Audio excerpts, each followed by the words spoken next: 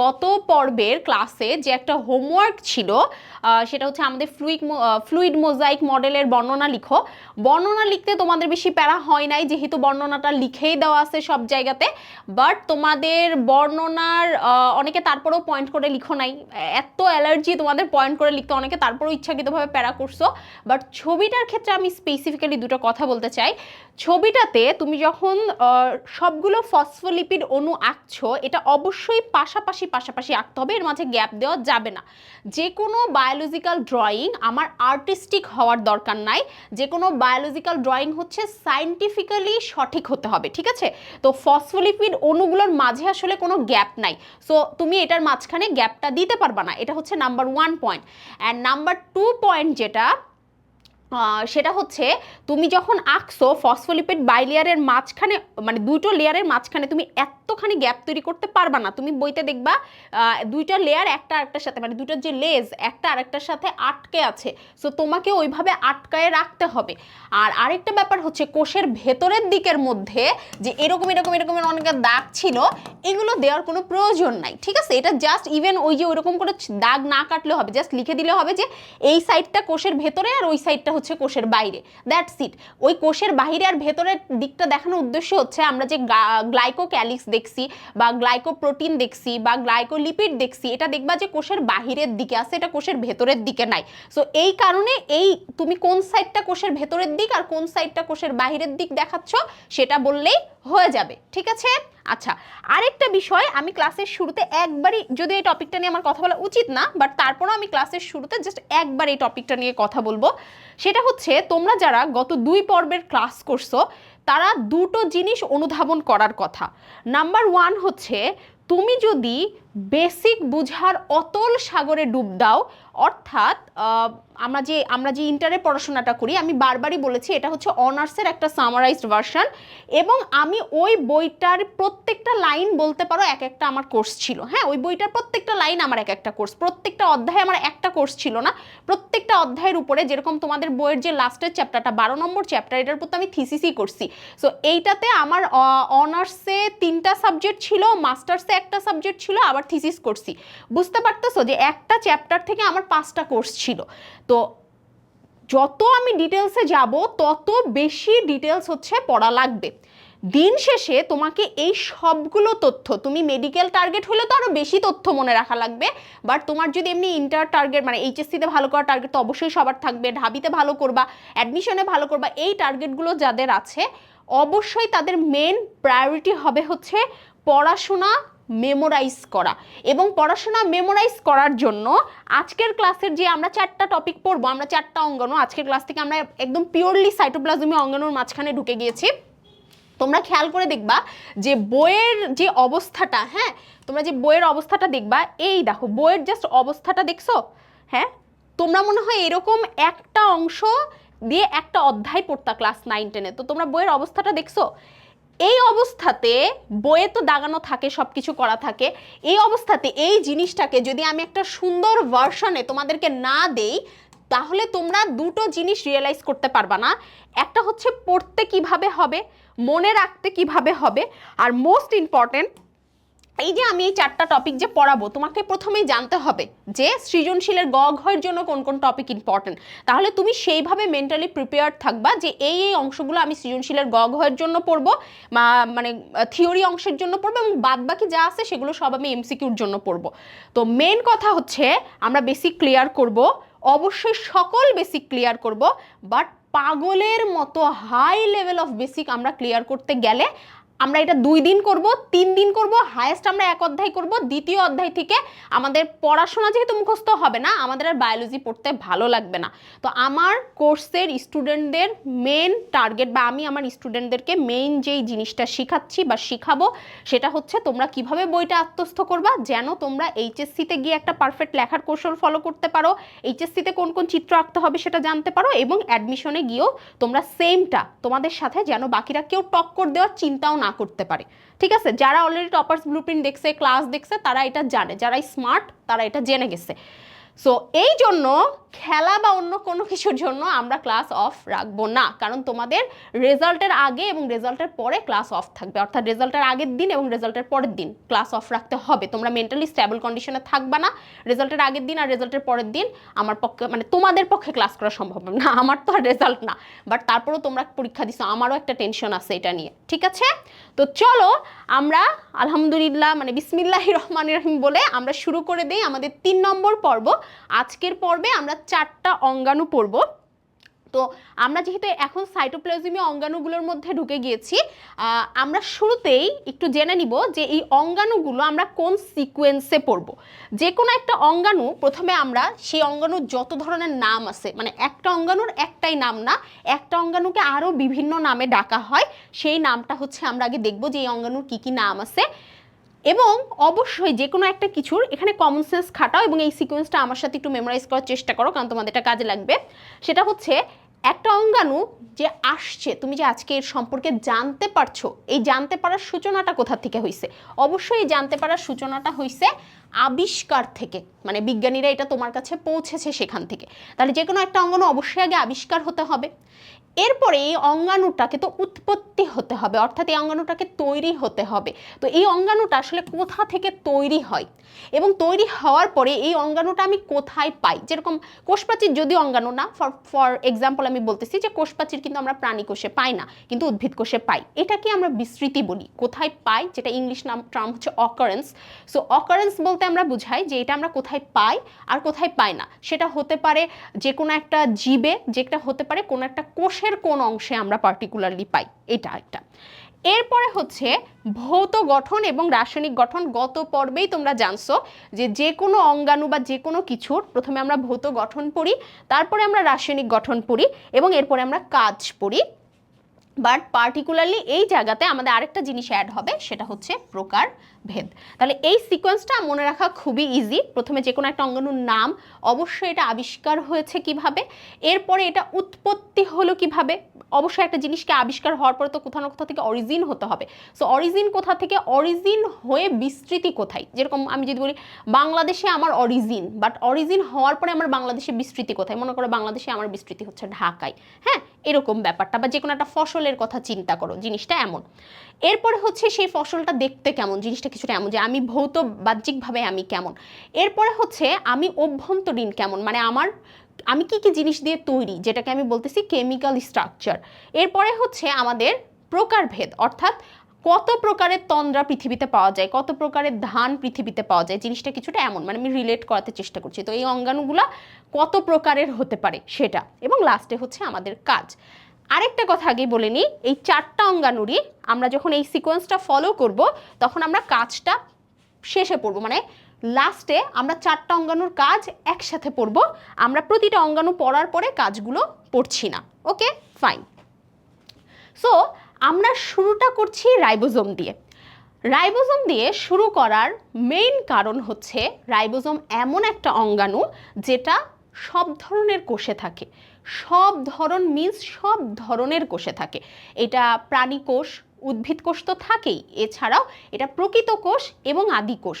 ওই আমাদের মনেরা, Protista, fungi, plenty, Animalia, আমরা জীবজগৎকে যতগুলো রাজ্যেই ভাগ করি না কেন, সবারই আসলে আমাদের রাইবোজোমটা থাকে। রাইবোজোম বা রাইবোসোম, ঠিক আছে, whatever you said you can say. So ribosome, তার মানে যেহেতু সব জায়গায় থাকে, তার মানে অবভিয়াসলি রাইবোজোম হচ্ছে সার্বজনীন অঙ্গাণু, মানে ইউনিভার্সাল অর্গানেলিস। এবং একটার কারণ হচ্ছে এটা আদি কোষ এবং প্রকৃত কোষ উভয় প্রকার কোষে রাইবোজোমটা উপস্থিত থাকে। কিন্তু কেন সব রকম কোষে পার্টিকুলারলি রাইবোজোমই থাকে? কারণটা হচ্ছে রাইবোজোম প্রোটিন তৈরি করে, এবং যে কোনো একটা জীব তৈরি হতে গেলে যে জিনিসটা মাস্ট লাগবে, যে কোনো একটা জীব মেনলি যে জিনিসটা দিয়ে তৈরি হয়েছে, একটা জীব কিন্তু শর্করা দিয়েও তৈরি হয়েছে, লিপিড দিয়েও তৈরি হয়েছে, বাট যে কোনো একটা জিনিস জীব যেই পার্টিকুলারলি যে জিনিসটা দিয়ে তৈরি হয়েছে সেটা হচ্ছে আসলে প্রোটিন। একটা জীব পার্টিকুলারলি যে জিনিসটা দিয়ে তৈরি হয়েছে সেটা হচ্ছে আমাদের প্রোটিন। সো এই জন্য রাইবোজোমকে আমরা প্রোটিন ফ্যাক্টরি বলি, যেহেতু রাইবোজোমে প্রোটিন তৈরি হয়। আপু ট্রান্সলেশন কি? ট্রান্সলেশন হচ্ছে প্রোটিন তৈরি হওয়ার প্রসেস। রাইবোজোম আর রাইবোসোম এক। রাইবোজোম রাইবোজোমে ট্রান্সলেশন প্রক্রিয়াটা হয়। ট্রান্সলেশন কি? ট্রান্সলেশন হচ্ছে প্রোটিন তৈরি হওয়ার প্রসেস। তো প্রোটিন কি থেকে তৈরি হয়? প্রোটিন mRNA থেকে তৈরি হয়। আমরা সহজে মনে রাখি আরএনএ তো আমরা সবাই বুঝি, আরএনএ থেকে প্রোটিন তৈরি হয়, ঠিক আছে। এই ট্রান্সলেশন প্রক্রিয়া নিয়ে আমাদের পুরো একটা আলাদা ডেডিকেটেড ক্লাসই থাকবে। এই অধ্যায়েরই আরেকটা পর্বে ট্রান্সলেশন সম্পর্কে একটা ডেডিকেটেড ক্লাস থাকবে, সেই ক্লাসে আমরা ট্রান্সলেশন সম্পর্কে বিস্তারিত জানবো।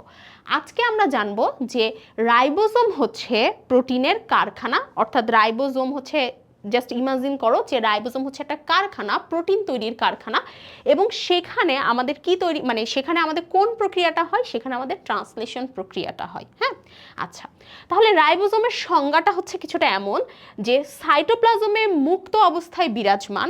আমরা বলেছি এগুলো সবই সাইটোপ্লাজমীয় অঙ্গাণু। সো সাইটোপ্লাজমে এটা একদম ছড়ানো ছিটানো ভাবে, কেউ কারোর সাথে লাগালাগি করে না, জাস্ট ও নিজের মতো আলাদাভাবে ছড়ায়ে থাকতে পারে।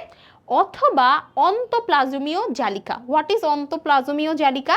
That is endoplasmic reticulum. Actually আমরা ইংলিশ নামটা শুনে অভ্যস্ত, এন্ডোপ্লাজমিক রেটিকুলামের বাংলা নামটা হচ্ছে অন্তঃপ্লাজমীয় জালিকা, ঠিক আছে। সো রাইবোজোম তাহলে দুই জায়গায় থাকতে পারে একটা কোষের মধ্যে, সেটা হচ্ছে কোষের মধ্যে একদম ছড়ানো ছিটানোভাবে সাইটোপ্লাজমে থাকতে পারে, আর একটা হচ্ছে এন্ডোপ্লাজমিক জালিকার গায়ে দানা দানাভাবেও থাকতে পারে। এটা সম্পর্কেও আমরা পড়বো। তোমরা জানো যে আজকের ক্লাসের কিন্তু আরেকটা অঙ্গাণু হচ্ছে এন্ডোপ্লাজমিক রেটিকুলাম। যে দানাদার কণায় প্রোটিন সংশ্লেষণ ঘটে তাকে আমরা রাইবোজোম বলছি, এটা তোমরা অলরেডি বুঝে গিয়েছো। এবার কনসেপ্টগুলো খুব সহজ, টার্মগুলো অনুযায়ী কনসেপ্ট হয়ে যাবে। সেটা হচ্ছে পলি কি? পলি মানে আমরা সবসময় মনে রাখবো, পলি মানে হচ্ছে অনেক। এই টার্মটা আমাদের জীববিজ্ঞানের সব জায়গায় কাজে লাগবে। পলি মানে অনেক, মোনো মানে হচ্ছে এক। তো যখন অনেকগুলো রাইবোজোম এইভাবে পাশাপাশি অবস্থান করবে, অর্থাৎ সাইটোপ্লাজমে একাধিক রাইবোজোম মুক্তোর মালা, এই দেখো অলরেডি আমি মুক্তোর মালা এঁকেও ফেলছি, হ্যাঁ, এইভাবে যখন অবস্থান করবে তখন তাকে পলি রাইবোজোম বলে। আমরা এই টপিকটা পড়তে গিয়ে বিভিন্ন রকমের আরএনএ সম্পর্কে অবগত হব, যেরকম হচ্ছে আরএনএ, তারপর হচ্ছে আমাদের এমআরএনএ, ইভেন টিআরএনএ, ঠিক আছে। এগুলো হচ্ছে টাইপস অফ আরএনএ। আমরা এটা আরএনএ চ্যাপ্টারে বেশি ভালো করে জানবো। সো তুমি একটু বোঝো what is RNA. R means short form of ribosome, অর্থাৎ রাইবোজোমাল আরএনএ কে আমরা সংক্ষেপে আরএনএ বলি। মানে যে আরএনএটাকে আমরা রাইবোজোমে পাই সেই আরএনএটাকে আমরা হচ্ছে আরএনএ বলি। এরপরে এমআরএনএ। এম হচ্ছে মেসেঞ্জারের full form. So messenger RNA, অর্থাৎ যে আরএনএ কোনো একটা মেসেজ পরিবহন করে সেটাকে আমরা এমআরএনএ বলি। এরপর হচ্ছে টিআরএনএ, যেটা হচ্ছে ট্রান্সফার আরএনএ। তো এটা হচ্ছে আমাদের কোনো কিছুকে ট্রান্সফার করে, মানে কোনো একটা ইনফরমেশনকে ট্রান্সফার করে, সেটাকে আমরা হচ্ছে মানে কোনো একটা কিছুকে বহন করে নিয়ে যায়, তুমি এভাবে ধরো, সেটাকে আমরা টিআরএনএ বলি। তো আরএনএ সম্পর্কে মানে একদম যখন ক্লাস আরএনএ পড়বো তখন আমরা আরএনএর এই ডিটেলস ক্লাসিফিকেশনগুলো পড়বো ইনশাল্লাহ। তো আমরা যে কাজটা এখন করব সেটা হচ্ছে আমরা শুধুমাত্র ফুল ফর্মটা জানবো। তো এখানে আমাদের এমআরএনএর উপরে এই টাইপ অফ রাইবোজোমগুলো থাকে, বাট এটা তুমি স্কিপ করতে পারো, you can skip it, just জানার জন্য। বাট তোমার এইগুলো পরে মাথার মধ্যে ঢুকে যাবে, যেহেতু সামনের দিনগুলোতে তুমি এগুলো আরও পড়বে। এরপরে হচ্ছে মোনোজোম। মোনো মিন্স হচ্ছে এক, পলি মিন্স হচ্ছে বহু, মোনো মিন্স হচ্ছে এক। তার মানে সাইটোপ্লাজমে যেই রাইবোজোমটা এভাবে একা একা অবস্থান করে তাকে আমরা মনোরাইবোজোম বলি।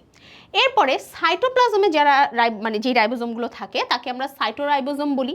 রাইবোজোম কিন্তু সাইটোপ্লাজম ছাড়াও মাইটোকন্ড্রিয়া এবং প্লাস্টিডে থাকে। এটা মাইটোকন্ড্রিয়া আর প্লাস্টিড পড়ার সময় আমরা জানবো, আমাদের নেক্সট ক্লাসটা আগামী পর্বের ক্লাসে কিন্তু মাইটোকন্ড্রিয়া এবং প্লাস্টিড নিয়ে। সো মাইটোকন্ড্রিয়া এবং প্লাস্টিডে মধ্যে যদি মাইটোকন্ড্রিয়াতে রাইবোজোম থাকে সেটাকে আমরা মাইটোরাইবোজোম বলি। অর্থাৎ তুমি জাস্ট এই টার্মগুলো মানে জাস্ট জানবা, তোমাকে এখানে মুখস্থ করার কিচ্ছু নাই, তুমি জাস্ট একবার পড়বা, তুমি এই টার্মগুলো সম্পর্কে জানবা, দ্যাটস ইট, ফাইন। এরপরে হচ্ছে আবিষ্কার। তো প্রথমে আমরা পাচ্ছি হচ্ছে আলবার্ট ক্লাউড। উনি যকৃত কোষের সাইটোপ্লাজমকে সেন্ট্রিফিউজ করে, এই টার্মটা রাইবোজোম পড়ার ক্ষেত্রে অনেকবার আসবে আমাদের সামনে। সো আমরা একটু সেন্ট্রিফিউজ মেশিনটা কি সেটা বুঝে নেই। এই নিচের যেটা দেখছো সেটা হচ্ছে একটা সেন্ট্রিফিউজ মেশিন। এই মেশিনের একদম জুম ভার্সন, মানে এই ভার্সনটা হচ্ছে এইটা। সো এইখানে আমরা দেখতে পাচ্ছি, তোমরা দেখতে পাচ্ছ কিনা স্পষ্ট আমি জানি না, বাট খেয়াল করলে দেখবে এখানে অনেকগুলো টেস্ট টিউব আছে। টেস্ট টিউব মানে জাস্ট ওই যে কাচের যে টিউবগুলো থাকে এরকম টেস্ট টিউব। হ্যাঁ, এই টেস্ট টিউবগুলো এর মধ্যে দেওয়া হয়েছে এবং এরপর যেটা করা হবে, এই মেশিনটা হচ্ছে শেক হয়, মানে নাড়ানো হয়। এই মেশিনটা খুব জোরে এরকম করে ঘূর্ণন দেয়া হয়। আমাদের ডিপার্টমেন্টে তুমি হাঁটতে থাকবা, সব সময় এই মেশিনটা হচ্ছে দেখবা যে পাশে ঘুরতে আসে, মানে বারান্দায় যে কোনো জায়গায় টায়গায় সবসময় এই মেশিনটা হচ্ছে এভাবে ঘুরতে থাকে। ঠিক আছে, অটোক্লেভ যন্ত্র, তারপরে এই যে এই সেন্ট্রিফিউজ মেশিন, এগুলোর কাজ হচ্ছে অনেক মানে বেশি আর কি আমাদের ডিপার্টমেন্টে। সো এই মেশিনটা এভাবে হচ্ছে ঘুরতে থাকে। তো এই মেশিনটা এভাবে ঘুরতে থাকা প্রক্রিয়াকে আমরা হচ্ছে সেন্ট্রিফিউজ করা বলি। অর্থাৎ যে কোনো একটা তরলের মধ্যে মনে করো যে কোনো একটা কঠিন মিশে আছে এবং আমি যদি ওই তরলটাকে অনেক জোরে ঘুরাই, সাপোজ হচ্ছে রক্তকে যদি তুমি অনেক জোরে ঘুরাও, রক্তের কণাগুলো টেস্ট টিউবের নিচে এসে জমা হবে এবং রক্তের যে প্লাজমা বা হচ্ছে রস, যেটা পানির অংশ যেটা, সেটা কিন্তু উপরে গিয়ে জমা হয়। সেম প্রসিডিউর আমরা এখানেও দেখব আরএনএর ক্ষেত্রে, যে আরএনএর ক্ষেত্রেও আমাদের সেম প্রসিডিউর এখানে হচ্ছে হয়েছে। তার আগে এটা একটু বলি, তো যকৃত কোষে প্রথম কিন্তু হচ্ছে রাইবোজোমের কথাবার্তাগুলো আসে। তো যকৃত কোষের সাইটোপ্লাজমকে যদি আমরা সেন্ট্রিফিউজ করি, তখন আরএনএ সমৃদ্ধ এরকম একটা ব্যাস মুখস্থ করা লাগবে না, বহু ক্ষুদ্র কণা পৃথক করেন এবং নাম দেন মাইক্রোসোম। রাইবোজোমের আদি নাম ছিল মাইক্রোসোম। মাইক্রোসোম কি? মাইক্রোসোম হচ্ছে রাইবোজোমের আগের নাম। মানে বিজ্ঞানীরা যখন রাইবোজোম আবিষ্কার করার পর্যায়ে ছিল, পুরোপুরি আবিষ্কার হয় নাই, তখন হচ্ছে বিজ্ঞানীরা রাইবোজোমকে নাম দিয়েছিলেন হচ্ছে মাইক্রোসোম। এরপরে সিকোয়েন্সটা ফলো করলে আমরা বুঝতে পারবো যে অ্যাকচুয়ালি মাইক্রোসোম জিনিসটা হচ্ছে কি। তো এরপরে জর্জ প্যালাডে, উনি হচ্ছে, বা প্যালেড, আমি আগেও বলছি এই বিজ্ঞানীর নাম নিয়ে, নামের উচ্চারণ নিয়ে আমার সাথে ভেজাল করবা না। আমি তন্দ্রাকে তেরেন্দাও বলতে পারি, এগুলো নিয়ে তোমরা হচ্ছে মানে লাগতে আসবা না আমার সাথে। সো কোষের ভারী পদার্থ রূপে রাইবোজোমের আবিষ্কার এবং নামকরণ করেন। তাহলে রাইবোজোমের নামকরণ এবং আবিষ্কার কিন্তু এই হচ্ছে জর্জ প্যালাডেই করছেন। রাইবোজোমের আবিষ্কার এবং নামকরণ কিন্তু অ্যালবার্ট ক্লাউড করেন নাই। এই জায়গাতে পার্টিকুলারলি ফোকাস করতে হবে। উনি কিন্তু যেটা করছিলেন এবং নাম দিছিলেন সেটা হচ্ছে মাইক্রোসোম। সো মাইক্রোসোমটা কি, বিজ্ঞানীরা পরে সেটাও আইডেন্টিফাই করছে ইলেকট্রন অনুবীক্ষণ যন্ত্রে, ইলেকট্রন মাইক্রোস্কোপে, যে কি বলে এটারে, মাইক্রোসোম হচ্ছে এন্ডোপ্লাজমিক ঝিল্লি এবং ক্ষুদ্র কণা, এই দুটো অংশ মিলে মাইক্রোসোম হয়। ওয়ান কাইন্ড অফ, আমরা জানি এন্ডোপ্লাজমিক রেটিকুলাম যেগুলো, সেগুলো মনে করো এইরকম টাইপের হয়। হ্যাঁ, আমরা আজকে দেখবো এন্ডোপ্লাজমিক রেটিকুলামগুলো। সো এন্ডোপ্লাজমিক রেটিকুলামের গায়ে এরকম যে দানাদার অংশ থাকে সেগুলাই কিন্তু রাইবোজোম। এটা হচ্ছে অমসৃণ এন্ডোপ্লাজমিক রেটিকুলাম, কারণ এর গায়ে হচ্ছে রাইবোজোম আছে। এটা হচ্ছে মসৃণ এন্ডোপ্লাজমিক রেটিকুলাম, কারণ এর গায়ে হচ্ছে রাইবোজোম নাই। তো যখন এরকম এন্ডোপ্লাজমিক রেটিকুলাম এবং হচ্ছে এরকম একটা গোল্লায় জিনিস একসাথে থাকে, তখন সেটাকে আমরা হচ্ছে মাইক্রোসোম বলি। তোমরা আবার বললো না যে আপু তাহলে তো এটা এন্ডোপ্লাজমিক রেটিকুলামই হয়ে গেল। এন্ডোপ্লাজমিক রেটিকুলামের আরও কিছু অংশ আছে, সেটা কিন্তু এখানে মিসিং, সেটা আমরা দেখাই নাই। ঠিক আছে, ফাইন। তাহলে আমরা এটা বুঝলাম যে মাইক্রোসোম হচ্ছে কিন্তু রাইবোজোম না, মাইক্রোসোমের একটা পার্টিকুলার অংশ হচ্ছে আসলে রাইবোজোম। ঠিক আছে, এরপরে রাইবো নিউক্লিয় প্রোটিন পার্টিকেল বা আরএনপি, এইটা মানে এইটা আবিষ্কার হয়। এবং এইটা কি আমি তোমাদেরকে বলতেছি, তোমরা নামটা খেয়াল করো, রাইবো নিউক্লিয়। এই কথাটা তোমরা কোথা থেকে পাও? এই কথাটা পাও তোমরা আরএনএ থেকে, কারণ আরএনএর ফুল ফর্ম হচ্ছে রাইবো নিউক্লিক অ্যাসিড। তার মানে এখানে এমন একটা প্রোটিন পার্টিকেলের কথা বলছে যেটার সাথে রাইবো নিউক্লিক অ্যাসিড মানে আরএনএ সংযুক্ত আছে। এবং তোমরা খেয়াল করে দেখো, রাইবো নিউক্লিয় প্রোটিন কণা, হ্যাঁ, তার মানে এটা এমন একটা কণা যেই কণাতে আমরা আরএনএর সাথে একটা প্রোটিন অ্যাটাচড আছে, এরকম একটা কণা হচ্ছে আমরা ইমাজিন করতে পারি। এই কথাটা পার্টিকুলারলি আমরা কেন বললাম, এত থাকলো আরএনএ এবং প্রোটিনকে বললাম। অলরেডি আমরা এটা বুঝতে পারছি যে আরএনএর সাথে যে জিনিসটা হচ্ছে রিলেটেবল, মানে রাইবোজোমের সাথে যে জিনিসটা রিলেটেবল সেটা হচ্ছে প্রোটিন, কারণ রাইবোজোমে প্রোটিন তৈরি হবে। বাট রাইবো নিউক্লিক অ্যাসিড বা আরএনএ কেন আসছে, মানে রাইবোজোমের সাথে প্রোটিন রিলেটেড এটা আমরা বুঝছি, বাট রাইবোজোমের সাথে রাইবোনিউক্লিক অর্থাৎ আরএনএ কেন রিলেটেড এইটা আমরা এবার একটু পার্টিকুলারলি বোঝার চেষ্টা করি।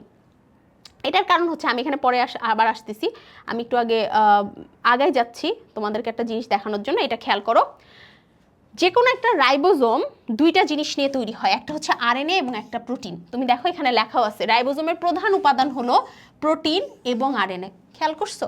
একটা রাইবোজোম, এখানে আরেকটু বলে নি, আমরা একটু পর কিন্তু রাইবোজোমের ছবি দেখবো, বা তুমি যদি বই খুলো বইতেও কিন্তু তুমি রাইবোজোমের ছবি দেখতে পাবা, ঠিক আছে? আচ্ছা, তুমি যদি বই খোলো তুমি বইতেও রাইবোজোমের ছবি দেখতে পাবা। খেয়াল করছো এটা রাইবোজোমের ছবি। এখানে তোমার কাছে হয়তো মনে হচ্ছে যে রাইবোজোমের মেবি একটা হচ্ছে লেয়ার আছে, অর্থাৎ রাইবোজোমের হচ্ছে ঝিল্লিযুক্ত অঙ্গাণু। আমরা কিন্তু আদিকোষ এবং প্রকৃত কোষ পড়ার সময় এটা জেনে এসেছি যে রাইবোজোম ঝিল্লিযুক্ত অঙ্গাণু না, কারণ ওইখানে বলা আছে ঝিল্লি, অন্যান্য ঝিল্লিবদ্ধ অঙ্গাণু যেরকম হচ্ছে মাইটোকন্ড্রিয়া, প্লাস্টিড, এগুলা হচ্ছে প্রকৃত কোষে থাকে, বাট আদি কোষে কোনো ঝিল্লিবদ্ধ অঙ্গাণু থাকে না। এখান থেকেই প্রমাণ হয় যে রাইবোজোম কোনো ঝিল্লিবদ্ধ অঙ্গাণু না। এখানে তোমরা যেটা দেখতেছো সেটা মূলত হচ্ছে প্রোটিন এবং আরএনএ মিক্সড একটা কম্পাউন্ড। রাইবোজোম মানেই হচ্ছে যেটা প্রোটিন এবং আরএনএ মিক্সড একটা কম্পাউন্ড, যেখানে প্রোটিন যতখানি থাকবে মানে প্রোটিন এবং আরএনএর অনুপাত হচ্ছে ইকুয়াল 1:1, ঠিক আছে? তো আমরা এই জায়গাটাতে আবার আসবো। সো আমরা আগের জায়গাটাতে চলে যাই। আচ্ছা, সো আমাদের কি শেষ হয়ে গেল? আমাদের আবিষ্কার শেষ হয়ে গেল। এখানে একটু বলে নিই, আবিষ্কারগুলো আমি অনেক সুন্দর করে গুছিয়ে দিয়েছি। তোমরা বইটা যদি দেখো, একটা আবিষ্কারও তোমাদের পক্ষে মনে রাখা মানে খুবই কঠিন। খুবই পড়ুয়া স্টুডেন্ট যারা হয়, সবসময় পড়তে পারে এবং অনেক ভালো মেমোরাইজিং পাওয়ার যাদের থাকে, তারা ছাড়া একটা অ্যাভারেজও বাদ দাও, একটা গুড স্টুডেন্টের পক্ষেও শুধু মনে রাখলে তো হবে না বাবা, পরীক্ষার হল পর্যন্ত মনে রাখতে হবে। পরীক্ষার হল পর্যন্ত একটা আবিষ্কার, এই অধ্যায়ে যতগুলো অঙ্গাণু এবং যতগুলো অঙ্গাণের যত রকমের আবিষ্কার, এটা মনে রাখা ডিফিকাল্ট। সেই কারণে আমি এত সুন্দর একটা সিস্টেম তোমাদেরকে দেখাই দিছি, মানে এই যে যেভাবে করে দিছি ওইভাবে তোমরা পড়বা। বাট প্রথম দিনই তোমরা আবিষ্কার নিয়ে বেশি মাথা ঘামাবা না। আমার তো জাস্ট পড়ানোর দরকার, একসাথে পুরোটা পড়াবো দেখে আমি পড়াই যাচ্ছি। বাট তোমরা প্রথম দিন খবরদার হচ্ছে সবগুলো আবিষ্কার মনে রাখতে যাবা না। আর সাল গুরুত্বপূর্ণ হলে আমি সেটা বলে দিই, এখানে কোনো ধরনের সাল হচ্ছে গুরুত্বপূর্ণ না।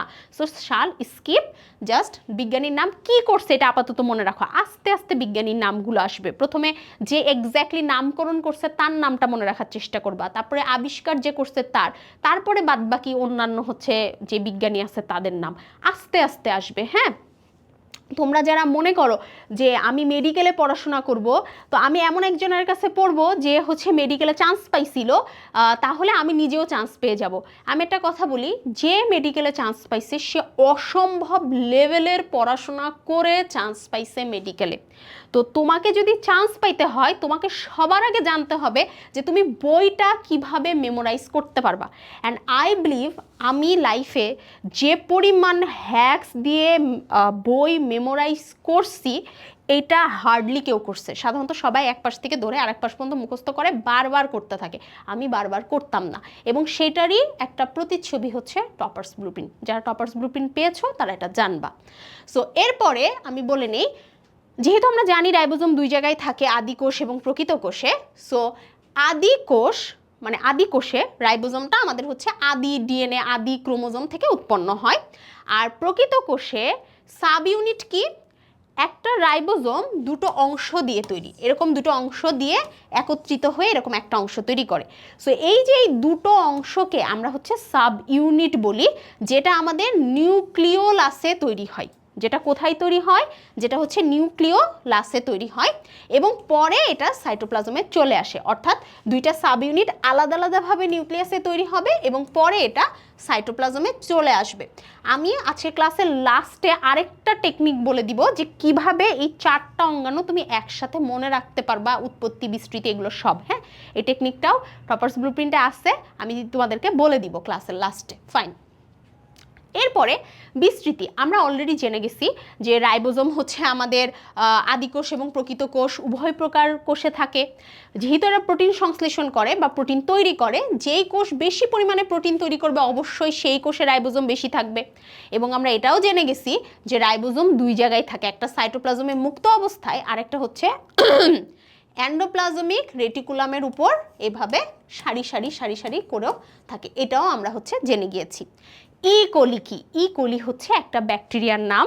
তোমাদের সাথে নতুন একটা ব্যাকটেরিয়ার পরিচয় ঘটতে যাচ্ছে, যেই ব্যাকটেরিয়া তোমাদের কিছুতেই পিস ছাড়বে না, এমনকি হতেও পারে যে তোমাদের অ্যাডমিশনে গিয়েও এটা পিস ছাড়ে নাই, যেমনটা আমার ছাড়ছিল না। আমার অ্যাডমিশনে কিন্তু এই কোশ্চিনটা, আমি তো অনেক জায়গায় পরীক্ষা দিয়েছি, কারণ আমি আমি নিজেকে এইভাবে ভাবতাম না যে আই ওয়াজ দ্য বেস্ট, আমি জাস্ট মেডিকেলে ফর্ম তুলবো আর কোথাও আমি পরীক্ষা দিব না।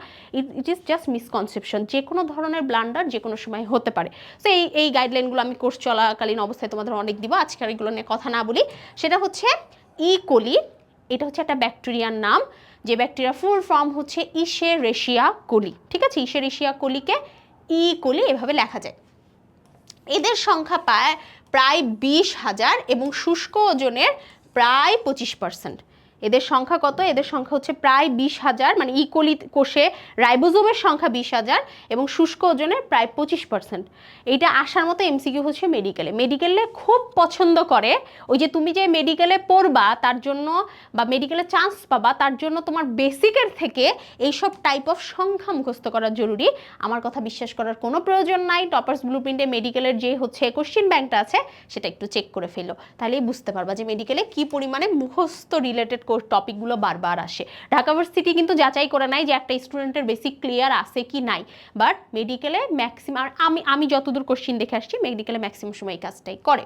আচ্ছা, এরপরে আমরা চলে যাই ভৌত গঠন। এটা কিন্তু আজকের ক্লাসের এইচডব্লিউ থাকবে, মানে আজকের ক্লাসের হোমওয়ার্ক থাকবে, রাইবোজোমের গঠন বর্ণনা। যদি রাইবোজোমের গঠন বর্ণনা করো বলে বুঝে যাবা যে তোমাকে ভৌত এবং রাসায়নিক দুই রকমের গঠনই কিন্তু বর্ণনা করতে হবে। সো রাইবোজোমের ভৌত গঠন যেটা, সেটাতে অবশ্যই রাইবোজোম হচ্ছে প্রোটিন, মূলত হচ্ছে আমরা জানি সব রকম এনজাইমই কিন্তু প্রোটিন, সব রকম এনজাইমই হচ্ছে প্রোটিন। ঠিক আছে, তো যেহেতু সব রকম এনজাইম হচ্ছে প্রোটিন, তাহলে এখানে যারা প্রোটিন তারা ম্যাক্সিমামই হচ্ছে এনজাইম এবং আরএনএ দিয়ে তৈরি। আরএনএ, যে আরএনএগুলো রাইবোজোমে থাকে তারা হচ্ছে আরএনএ। এরপরে হচ্ছে একজন বিজ্ঞানী এই রাইবোজোমের মডেল সম্পর্কে কিছু তথ্য দিয়েছে। আমরা দেখতে পাচ্ছি রাইবোজোমের দুইটা সাব ইউনিট আছে, এই যে নিচে একটা সবুজ কালারের বড় সাব ইউনিট এবং উপরে হলুদ কালারের একটা ছোট সাব ইউনিট আছে। সো সাব ইউনিট, ইউনিট মানে একক অ্যান্ড সাব মানে হচ্ছে উপ, তার মানে একটা ছোট উপ একক আছে, একটা বড় উপ একক আছে, এবং এই ছোট উপ একক এবং বড় উপ একক দুটারই তিনটা তিনটা করে অংশ আছে। এটার স্ট্রাকচার যদি আমি দেখাইতে যাইতাম যে মস্তক কোথায় আছে, পাদদেশ কোথায় আছে, মঞ্চ কোথায় আছে, এটার থেকে 100 টাইমস বেশি ইম্পর্টেন্ট যে আমি তোমাকে এটা মেমোরাইজ করাতে হেল্প করব, কারণ এই স্ট্রাকচার আমি শিখেছি অনার্সে গিয়ে, তার আগে আমার আর কোথাও কাজে লাগে নাই। এই স্ট্রাকচার না, এই মস্তক, পাদদেশ এবং মঞ্চের স্ট্রাকচার। সো মেমোরাইজটা আমি করাই দিই। ইমাজিন তুমি ছোট্ট একটা মানুষ, অবভিয়াসলি তুমি ছোট মানুষ, তুমি এখনো এত বড় হও নাই, তো তুমি ছোট একটা মানুষ, তুমি কোন একটা স্টেজের উপর দাঁড়াইছো। যেহেতু তুমি ছোট একটা মানুষ, তুমি কোন একটা স্টেজের উপর দাঁড়াইছো, দ্যাট মিনস যে ছোট উপ এককে তোমার একটা মাথা থাকবে, তোমার একটা পা থাকবে এবং পাটা তোমার একটা মঞ্চের উপর থাকবে। তুমি এইভাবে মনে রাখবা। এরপরে বড় উপ একক হচ্ছে চূড়া, বৃন্ত এবং ক্ষীণ অংশ। এটা আমি একটা পাহাড় দিয়ে মনে রাখছিলাম, যে একটা পাহাড়ের জাস্ট উপরের অংশটাই আমি হচ্ছে চিন্তা করছিলাম, একটা পাহাড়ের হচ্ছে উপরে চূড়া হয় এবং চূড়াটা আমি ভাবছিলাম যে চূড়াটা দেখতে কিছুটা বৃন্ত বা বোটার মতো। ঠিক আছে, শুধু উপরের অংশ দিয়ে ভাবছিলাম যে চূড়াটা দেখতে বৃন্ত বা বোটার মতো, এবং এই চূড়ার অংশটা হচ্ছে আমাদের ক্ষীণ, বাট আমি যেহেতু শুধু উপরের কথা বলছি না, এই জন্য আমি এখানে জাস্ট বলে দিব কেন্দ্রীয় ক্ষীণ অংশ। আমি এইভাবে এটা মনে রাখছিলাম, সো এইভাবে মনে রাখো।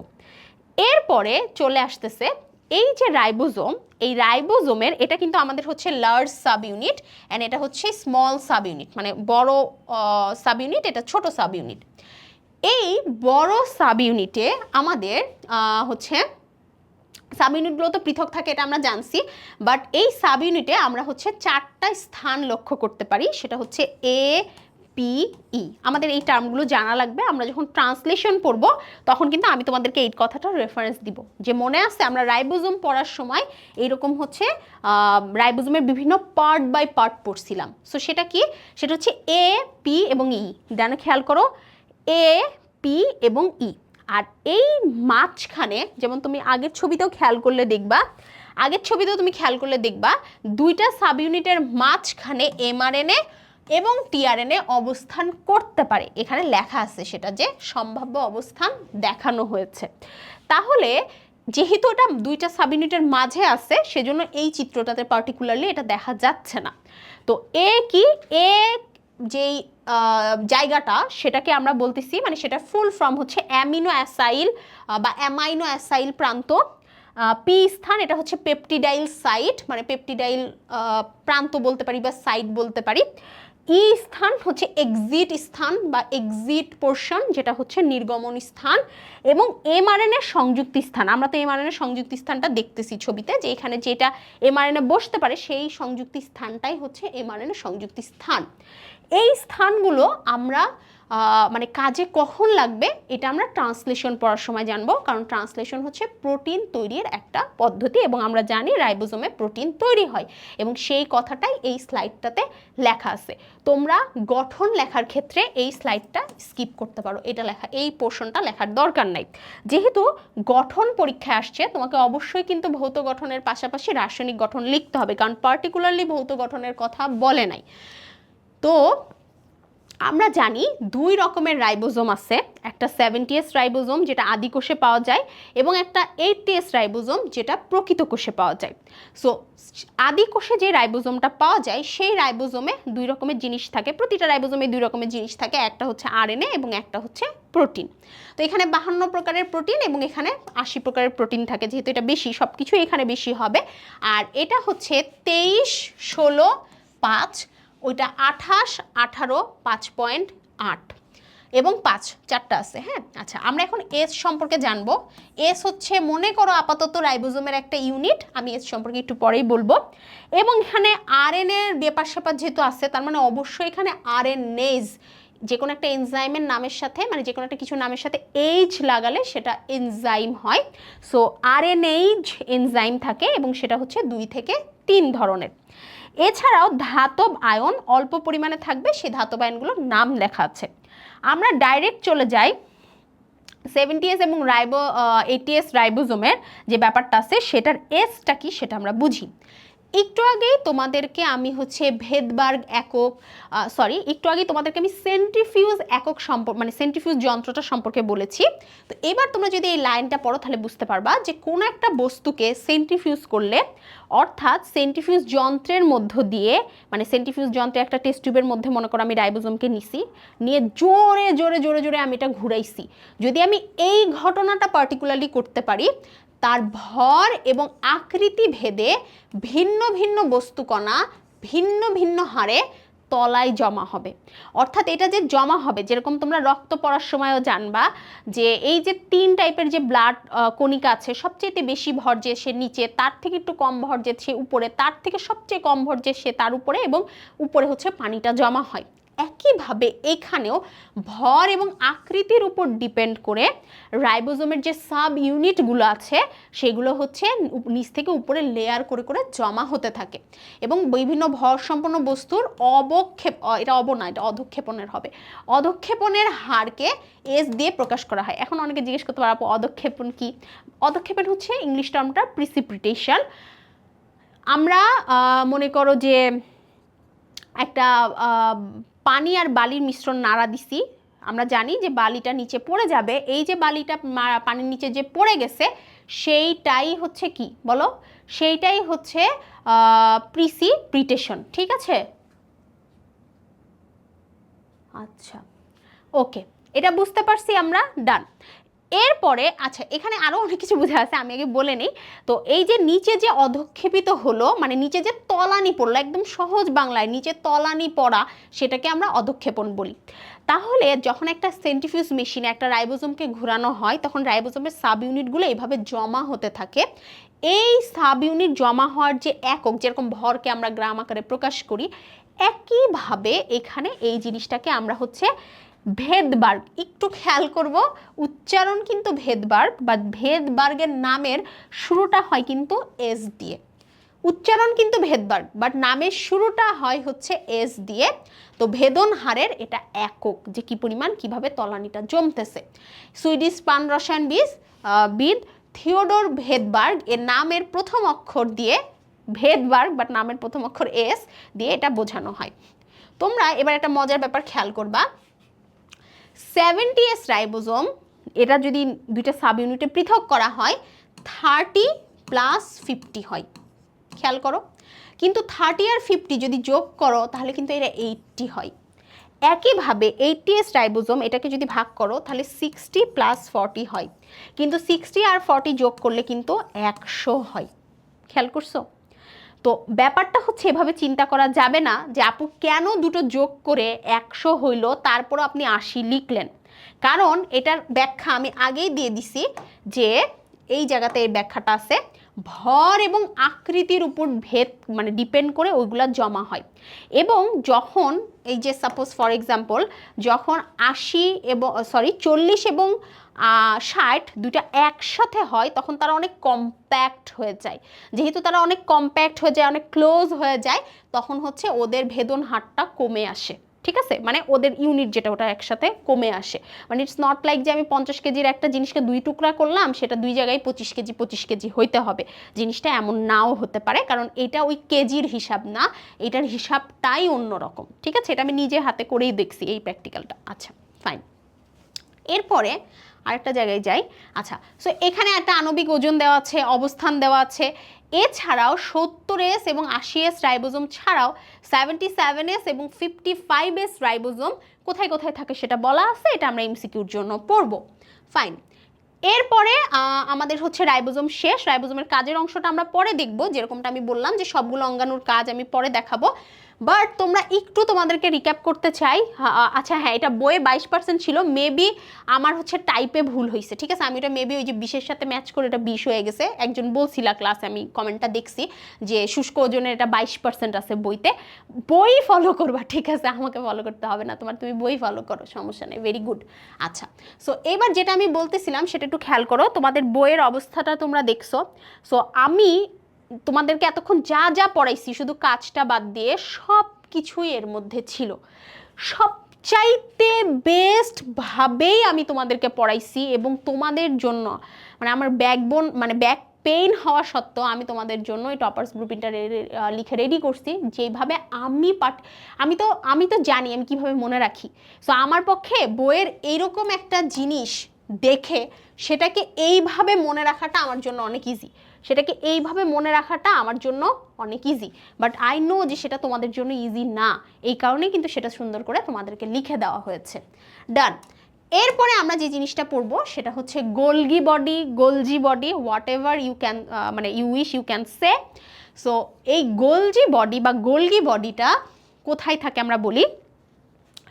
আমরা একটু আগে একটা অঙ্গাণু পড়লাম, যে অঙ্গাণুটা হচ্ছে আমাদের ঝিল্লিবিহীন।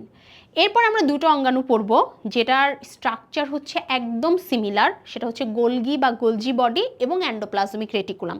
এই জন্য সবসময় গোলজি বডি এবং এন্ডোপ্লাজমিক রেটিকুলাম একই সাথে পরপর পাশাপাশি পড়তে হয়।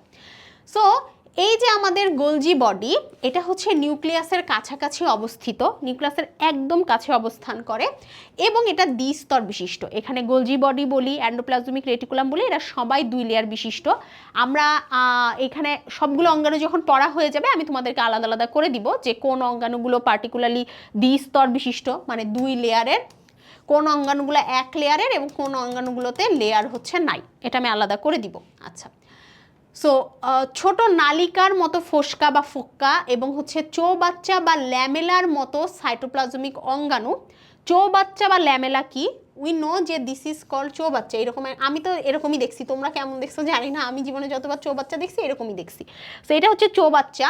ল্যামেলা মানে হচ্ছে এইরকম জিনিসকে আমরা ল্যামেলা বলি সবসময়, যেরকম ক্লোরোপ্লাস্টের মধ্যে আমরা ল্যামেলা পড়ছি, এরকম একটা জিনিসকে আমরা ল্যামেলা বলি। এরকম একটা সাইটোপ্লাজমীয় অঙ্গাণুর নাম হচ্ছে গোলগি বডি, গোলজি যন্ত্র, গোলগি ক্ষেত্র। যেরকম রাইবোজোমকে কোষের প্রোটিন ফ্যাক্টরি বলে, একইভাবে আমাদের এটার নাম কি, গোলজি বডিকে কোষের কার্বোহাইড্রেট ফ্যাক্টরি বলে। ঠিক আছে, এটা হচ্ছে কোষের কার্বোহাইড্রেট ফ্যাক্টরি, এখানে কার্বোহাইড্রেট প্রডিউস করা হয়। বাট গোলজি বডি এত কাজ করে রে বাবা, কেন?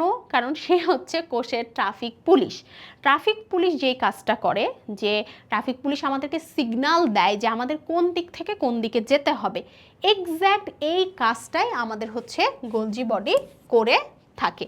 এখানে ভেসিকল এটা সেটা যে টার্মগুলো আছে আমরা একটু পরে সেটা ডিটেলস পড়তে যাচ্ছি। এছাড়াও গোলজি বডির 3টা নাম আছে, ডিকটায়োসোম, ইডিওসোম এবং লাইপোকন্ড্রিয়া। আবিষ্কার আমরা মনে রাখাটা খুবই সহজ, যেহেতু গোলজির বডির সাথে মিল করে নামটা, ক্যামেলো গোলগি। উনি হচ্ছে স্নায়ুতন্ত্রে এবং বিড়াল এবং প্যাঁচার স্নায়ু কোষে। আমি মনে রাখতাম যে আমাদের বাসায় আসলে বিড়ালও আছে, প্যাঁচাও আছে।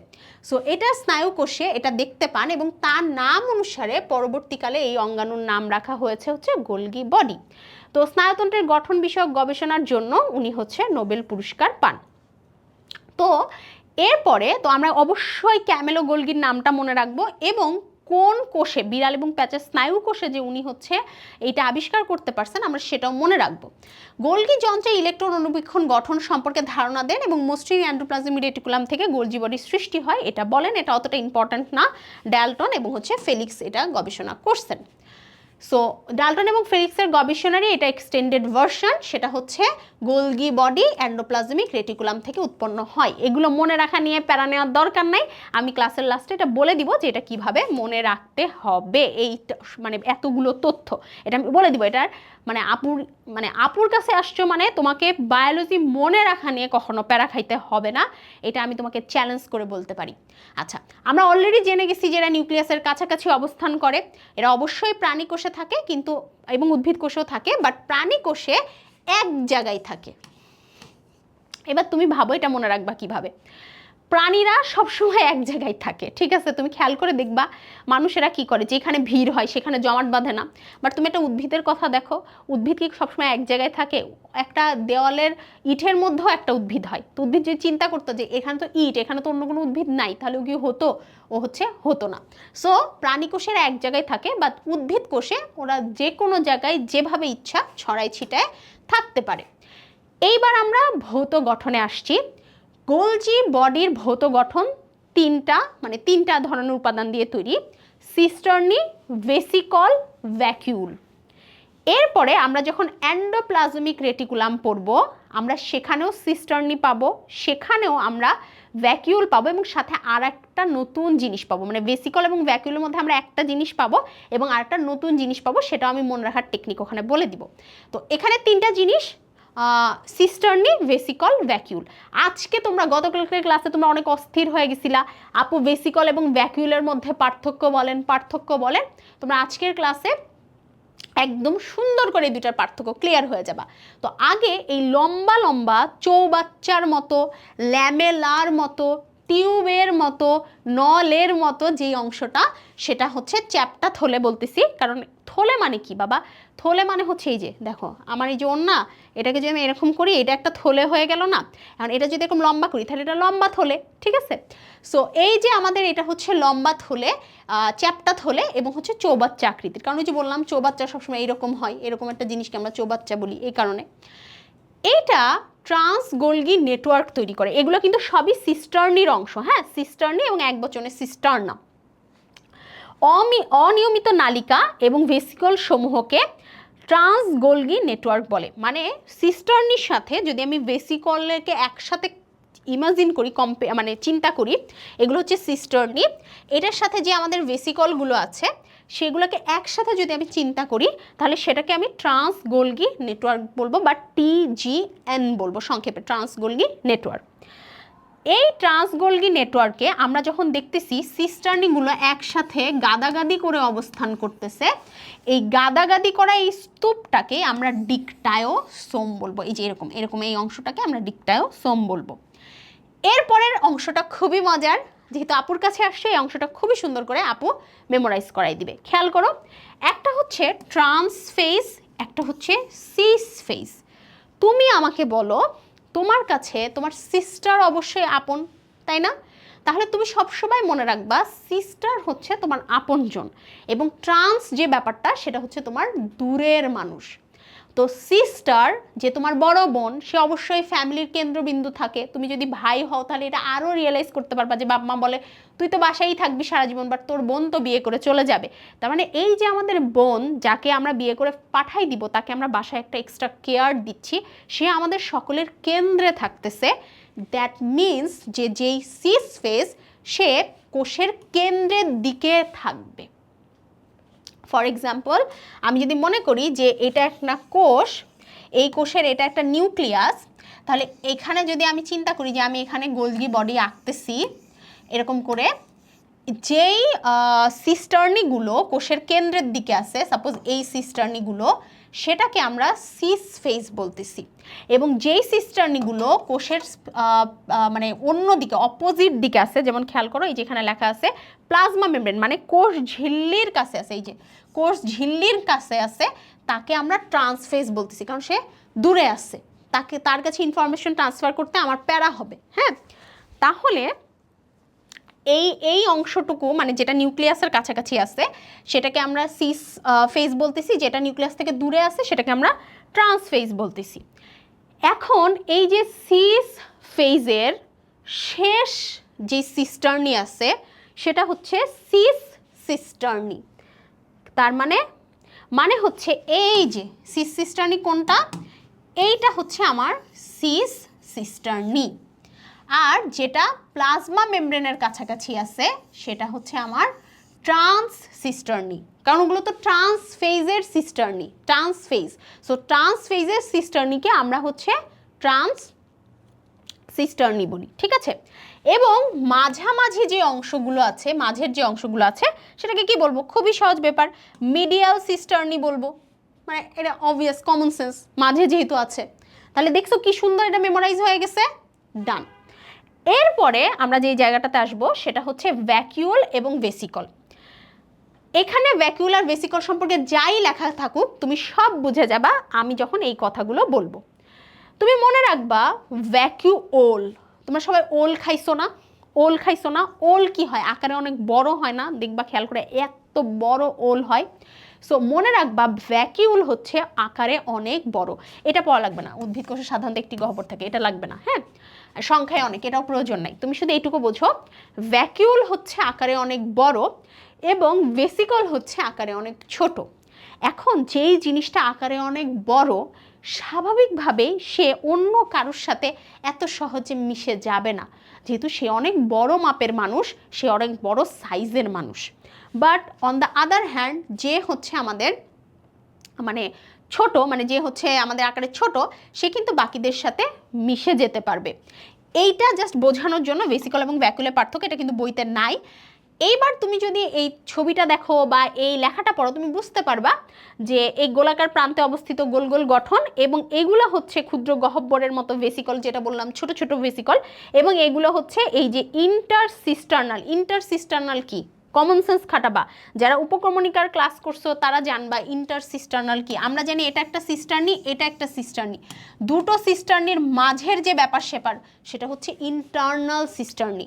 তো আমরা এটাও জানলাম একটু আগে যে আমাদের ভেসিকল হচ্ছে যে কারোর সাথে মিশে যেতে পারে। এই যে আমরা পড়ছি একটু আগেই, ভেসিকল হচ্ছে যে কারোর সাথে মিশে যেতে পারে। যেহেতু যে কারোর সাথে মিশে যেতে পারে, তার মানে ও অবশ্যই, কই গেল ছবিটা, আচ্ছা, যে যদি ওরা যেহেতু মিশে যেতে পারে, তার মানে অবশ্যই ওরা যদি দুইটা সিস্টার্নির মাঝে থাকে ওরা কিন্তু মিশে যাবে, ওরা কিন্তু পার্টিকুলারলি ওদের সাথে মিশে যাবে। ক্লিয়ার? আশা করি ব্যাপারটা ক্লিয়ার হয়েছে। এরপরে আমরা যে কাজটাতে যাচ্ছি, এটা খুবই সহজ, আর কিছু বলার নাই। রাসায়নিক গঠনের মধ্যে, রাসায়নিক গঠন এটা এতটা ইম্পর্টেন্ট না, জাস্ট তোমরা একবার রিডিং দিয়ে রাখবা, প্রোটিন কত পার্সেন্ট, ফসফোলিপিড কত পার্সেন্ট, কী কী ভিটামিন আছে, কী কী এনজাইম আছে, এগুলো আস্তে আস্তে, প্রথম দিনে এগুলো পড়তে গেলে হবে না, হ্যাঁ, আস্তে আস্তে পড়তে হবে। 3 প্রকার, ওই যেটা গঠন সেটা এটার প্রকারভেদ, কারণ এটা আলাদা করে আর প্রকারভেদ করার কিছু নাই। তো আমরা জানি ভেসিকল মানে ছোট গহ্বর আর ভ্যাকুল মানে বড় গহ্বর, এটা বুঝাই দিছি। আচ্ছা, এরপরে আমরা চলে আসছি কাজ। আপাতত আমরা গোলজি বডির কাজটা স্কিপ করতেছি, সবার লাস্টে পড়বো আমরা এটা। এরপরে এন্ডোপ্লাজমিক রেটিকুলাম। আমরা গোলজি বডি এতক্ষণ অনেক কষ্ট করে যদি পড়ে থাকি, আমাদের এন্ডোপ্লাজমিক রেটিকুলাম পড়া হয়ে গেছে। এন্ডোপ্লাজমিক রেটিকুলাম, সাইটোপ্লাজমের জালিকা বিন্যাস, সেটাকে আমরা এন্ডোপ্লাজমিক রেটিকুলাম, বাংলা নামটা হচ্ছে অন্তঃপ্লাজমীয় জালিকা, এটা দেখা যায়। এটা হচ্ছে আমাদের কেইথ, পর্টার এবং ক্লাউড এবং ফুললান, ওনারা হচ্ছে মুরগির ভ্রূণীয় কোষের সাইটোপ্লাজম থেকে। যখন একটা পড়া পড়বা, আগের পড়াটা একটু রিকল করবা। একটু আগে তুমি বিড়াল আর প্যাঁচার কথা চিন্তা করছো যখন গোলজি বডি পড়ছো, এবার তুমি মুরগির কথা চিন্তা করবা, ঠিক আছে? তো গ্রামে গেলে যে কারোর বাসায় দুটো জিনিস কিন্তু খুব কমন দেখা যায়, সেটা হচ্ছে মুরগি আর বিড়াল। তো এইভাবেও তুমি চিন্তা করতে পারো। আর শহরে অনেকে আবার আছে মুরগি পোষে, তো এইভাবে আমি এইভাবে চিন্তা করতাম, আমার আশেপাশে এরকম আমি বানাই নিতাম, এক কথায় ওইভাবেই ভাবতাম, আমার সারাউন্ডিংসটা আমি ওইভাবেই ভাবতাম এবং সেভাবে আমি এটা মেমোরাইজ করে ফেলতাম। থেকে এন্ডোপ্লাজমিক রেটিকুলাম আবিষ্কার করেন এবং এন্ডোপ্লাজমিক রেটিকুলামের নামকরণ হচ্ছে 1953 সালে করা হয়, যদিও সালের প্রয়োজন নাই। যেহেতু এটা রেটিকুলাম এবং জাল জাল বিন্যাস, আমরা মনে রাখবো এটা সব সময় সব রকমের ঝিল্লি থেকে হয়। কেরম ঝিল্লি আপু? সাইটোপ্লাজমীয় ঝিল্লি। হোয়াট ইজ সাইটোপ্লাজমীয় ঝিল্লি? যেটা কোষ ঝিল্লি সেটাই তো সাইটোপ্লাজমীয় ঝিল্লি, মানে আহামরি কোনো ডিফারেন্স নাই। নিউক্লিয় ঝিল্লি, নিউক্লিয় ঝিল্লি এবং হচ্ছে কোষ ঝিল্লি। সাইটোপ্লাজমীয় যে কোনো ঝিল্লি মানে সেম, এখানে মানে ডিফারেন্সটা এমন আকাশ জমিন না, যেটা তোমাদেরকে আমি ধরাই দিব, তোমরা এভাবে মনে রেখো। কোষের ঝিল্লি, নিউক্লিয়াসের ঝিল্লি, সাইটোপ্লাজমের ঝিল্লি, সব ধরনের ঝিল্লি থেকে এন্ডোপ্লাজমিক রেটিকুলাম উৎপন্ন হয়। আচ্ছা, বিস্তৃতি হচ্ছে এন্ডোপ্লাজমিক রেটিকুলাম বেশি পাওয়া যায় হচ্ছে যকৃৎ, অগ্নাশয়, অন্তঃক্ষরা। এটা একদম ঠাডা মুখস্থ করে ফেলতে হবে, কারণ এইটা পরীক্ষায় আসবে অ্যাডমিশনে, যে নিচের কোনটাতে আমাদের হচ্ছে এন্ডোপ্লাজমিক রেটিকুলাম বেশি পাওয়া যায়, যকৃৎ, অগ্নাশয় এবং অন্তঃক্ষরা গ্রন্থি। ফাইন, এটা বোঝানোর কিছু নাই। আচ্ছা, এরপরে ভৌত গঠন আমরা অলরেডি সিস্টার্নি পড়ে ফেলছি। সিস্টার্নি যেরকম হয় চ্যাপ্টা থলে লম্বা চৌবাচ্চার মতো, সিস্টার্নির কোনো শাখা টাখা থাকে না। সিস্টার্নির ব্যাস not so important, just reading it. Ribosome, এদের গায়ে অবশ্যই রাইবোজোম থাকে। আমরা জানি যে সিস্টার্নির গাতেই মূলত আমাদের রাইবোজোমগুলো এরকম গোল্লা গোল্লা আকারে থাকে এবং সাইটোপ্লাজমে এরা সমান্তরালভাবে বিস্তৃত থাকে। এইটা ম্যাক্সিমাম টিচার তোমাদেরকে এভাবে শিখাবে, এটা আমিও শিখছিলাম আমার একটা টিচার কাছে, সিভিট। কিন্তু সমস্যাটা হচ্ছে এই যে এই জায়গাটাই সমস্যাটা, আমরা একটা জিনিস মেমোরাইজিং টেকনিক অ্যাপ্লাই করে মনে রাখি, সেটা কি? আমি সিভিট, সিভিট মানে কি? সিস্টার্নি, তারপর হচ্ছে টিউবিউলস। ভি মানে কি ভেসিকল ছিল নাকি ভ্যাকুউল ছিল? এই জন্যই, যদিও টপার্স ব্লুপ্রিন্টে কিন্তু অনেকগুলো ছন্দ দেওয়া আছে, আমি নিজেই দিছি, বাট এই কারণে আমি ছন্দ মনে রাখার বিপক্ষে। কারণ এই যে এখানে যে ভি পড়ছো, এই ভি মানে তো ঝামেলাটা ওইখানেই বাঁধবে, যে তুমি অলরেডি কিন্তু জানো যে গোলগি বডিতে ভ্যাকুউল আর ভেসিকুলার মধ্যে যে কোনো একটা ছিল বা ছিল না। ইভেন আমার নিজেরও অনেক সময় মনে থাকে না যেখানে কি ভেসিকল থাকে নাকি ভ্যাকুউল থাকে। সো আমি যেভাবে মনে রাখছি আমি তোমাদের সেটা হচ্ছে মেমোরাইজ করাই দিতে পারি। ভেসিকল, হ্যাঁ, আমি যেভাবে মনে রাখতাম endoplasmic reticulum, column vesicle, column vesicle, আমি এভাবে মনে রাখতাম, এত কিছু জানি না। কুলাম ভেসিকল, আর ওইদিকে তো আমি এমনি পড়ে আসছি যে ভ্যাকুউল মানে বড় গহ্বর, ভেসিকল মানে ছোট গহ্বর, ঠিক আছে? এই তো তাহলে কুলাম ভেসিকল।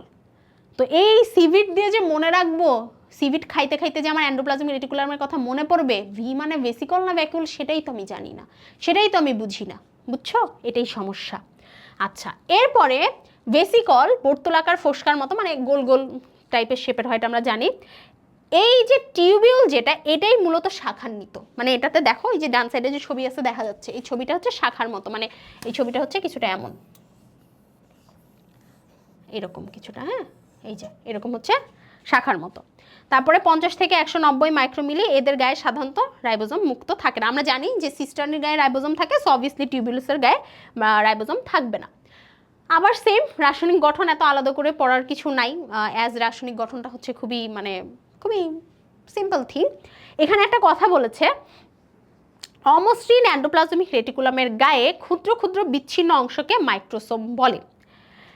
এটা একটু ঠান্ডা মাথায় চিন্তা করবা, একটা অমসৃণ এন্ডোপ্লাজমিক রেটিকুলাম যার গায়ে গোল গোল গোল গোল অংশ আছে সেটা আসলে ribosome, no doubt on that. Ribosome is related and রাইবোজোমের যখন কথাবার্তা হয়েছিল তখন মাইক্রোসোমের কথাবার্তা আমরা বলছিলাম, ঠিক আছে? সো ওইখান থেকে এই কনসেপ্টটা যে অমসৃণ এন্ডোপ্লাজমিকের ক্ষুদ্র ক্ষুদ্র বিচ্ছিন্ন অংশকে মাইক্রোসোম বলে, কারণ এই যে এটা খেয়াল করো, অমসৃণ এন্ডোপ্লাজমিক রেটিকুলামের গায়ে যে গোল গোল জিনিস আছে সেটাই কিন্তু আসলে রাইবোজোম। সো রাইবোজোমটার মানে একদম অরিজিন যে জায়গা থেকে সেই জায়গাটাই কিন্তু হচ্ছে মাইক্রোসোম। ফাইন, ওকে। সো আমরা অলরেডি জেনে গেছি মসৃণ মানে হচ্ছে যেটা একদম মসৃণ, অর্থাৎ যেটাতে রাইবোজোম থাকে না, এবং অমসৃণ মানে যেটাতে রাইবোজোম থাকে। সো অবভিয়াস ব্যাপার, যার রাইবোজোম আছে সে তো প্রোটিন এবং এনজাইমই তৈরি করবে, কারণ এনজাইম মানে প্রোটিন, প্রোটিন মানে এনজাইম। যদিও এনজাইম মানে প্রোটিন, প্রোটিন মানে এনজাইম না, কারণ সব এনজাইমই প্রোটিন, বাট সব প্রোটিন এনজাইম না। সো অবভিয়াসলি হচ্ছে এনজাইম যারা তারাই প্রোটিন। তো এই জায়গাটাতে আমাদের এরকম যারা আছে অমসৃণ তারাই কিন্তু আমাদের এনজাইম তৈরি করবে, অপরদিকে মসৃণ যারা তারা কিন্তু এনজাইম তৈরি করবে না, ঠিক আছে? তারা কি করবে? তারা লিপিড এবং হরমোন করবে, ঠিক আছে? ফাইন। আবারও কাজ, আমরা লাস্টে পড়বো, কাজ স্কিপ করে যাই। আমরা আমাদের লাস্ট অঙ্গাণুতে চলে এসেছি, সেটা হচ্ছে লাইসোসোম বা লাইসোজোম। খুব ইন্টারেস্টিং একটা অঙ্গাণু। আমরা রাইবোজোম পড়ছি আমরা রাইবোজোম পড়ছি ঝিল্লিবিহীন, আমরা গোলজি বডি এবং এন্ডোপ্লাজমিক রেটিকুলাম পড়ছি 2 ঝিল্লি যুক্ত, এবং আমরা এখন লাইসোজোম পড়বো যেটা হচ্ছে 1 ঝিল্লি যুক্ত। লাইসোজোমের ঝিল্লি কিন্তু একটা ঝিল্লিতে লেয়ার থাকে। তোমরা আমাকে একটু বলো, আমি একটু তোমাদের কমেন্ট চেক করি 1 মিনিট ক্লাসের মাঝখানে, যে তোমরা হচ্ছে আমার কথাগুলো মানে এতক্ষণ পর্যন্ত যা পড়িয়েছি শুধু কাজ অংশ বাদে কিন্তু সব ডান, তোমরা হচ্ছে বুঝতে পারছো কিনা, ঠিক আছে? একটু আমাকে বলো, আমি কমেন্ট দেখতে পাচ্ছি, আমি ইউটিউবের কমেন্টও এখান থেকে দেখতে পাচ্ছি, সবই দেখতে পাচ্ছি। আর একটু জুম করে দেখার জন্য আমি এটা নিলাম, বাট আমি ইউটিউবের কমেন্টও কন্টিনিউয়াসলি দেখতেছি, ঠিক আছে? তোমরা বুঝতে পারছো, সব কিছু বুঝতে পারতেছো? ডান, আচ্ছা ফাইন। তো চলো আমরা তাহলে লাইসোজোম শুরু করে দেই নাকি? করবো লাইসোজোম শুরু? আচ্ছা, সো এইবার আমরা যে লাইসোজোম পড়ব, তো লাইসোজোম কোষের খুবই খুবই গুরুত্বপূর্ণ একটা অঙ্গাণু। আমরা যদিও অনেক অঙ্গাণু আছে গুরুত্বপূর্ণ, বাট লাইসোজোমের ভ্যালুটা বা লাইসোজোমের ব্যাপারটা হচ্ছে একটু স্পেশাল। হ্যাঁ, ওকে,